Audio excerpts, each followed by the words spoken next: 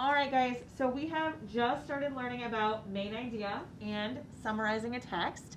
And so earlier this week, we created success criteria. What does that actually mean? How will we know that we have mastered this learning target? So we decided that the first step is that we need to be able to read and understand a text. If we can't understand the text from the very beginning, we got to go back and get help. After that, we can move on to, after we've read and understood the text, we can say, well, I think this is the main idea. Do you guys remember what some of the places where you can go first thing in the text to see what the main idea might be? Noah? The beginning and the end. Yes, so the beginning and the end. You guys are writers. You know that writers, as writers yourselves, give the main idea, the main point at the beginning and the end, the intro and concluding paragraphs. But where else? It's like that big text in the very top of the, what's that called? Tell it? Title. The title. The title gives you a clue to the main idea as well. So you can state the main idea.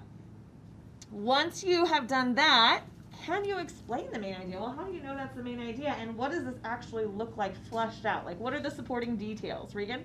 You can get evidence from the text to support it. There we go. And the last step is collecting evidence from the text. So if you say that this text is about, remember one of the texts we read was about the eruption of a volcano on Mount, I'm going to say this wrong, Pinatubo, and the fact that it's on the Ring of Fire had to do with that, right? So we had to really think about, there was a lot of scientific stuff in that text, but we had to really connect the dots there. Like, okay, they're talking about an earthquake, they're talking about a volcano, and now tectonic plates, how are they connected? And that is what the main idea is about. Okay, so you would provide evidence showing that. So what I want you guys to do whenever I move is rate yourselves and your current proficiency, knowing that you still have a week to continue to grow in this skill area before our assessment. Remember, you're an expert if you understand this very well. In fact, so well that you could explain it to others. You could teach them how to do it. Probably at this stage, most of us are, and none of us are really there.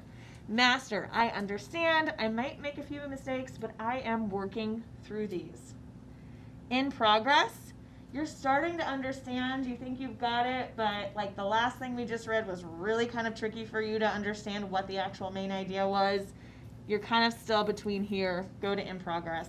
And getting started, you don't understand it all. You're going to need a lot of additional coaching, okay?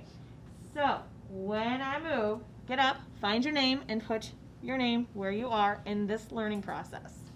Go for it.